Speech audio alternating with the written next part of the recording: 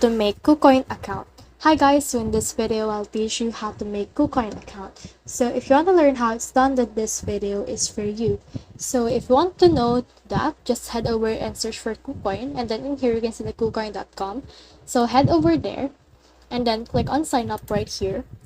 And then from in there, you should be able to see here the email or phone number right here. So just put in here your email or phone number. So I will just add in here mine. And then once you have done or added your actual email address right here, the next thing you need to do is to head over and click on create account and claim reward. And then from in there, this will load. And then you need to verify your CAPTCHA. So in that way, you will be able to create your account.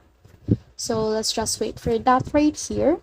And then from in there, you will see this. So in here, just head over and put in the 6-digit verification code sent by them. So let's head over in here to my inbox in order to get the 6-digit code.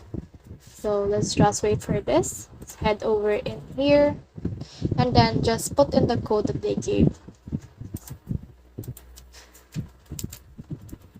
And then from in there, they will verify it. And then from in here, just enter a password that you want to use. So for me, I'll just enter in here a password. And then from in there, just click on confirm.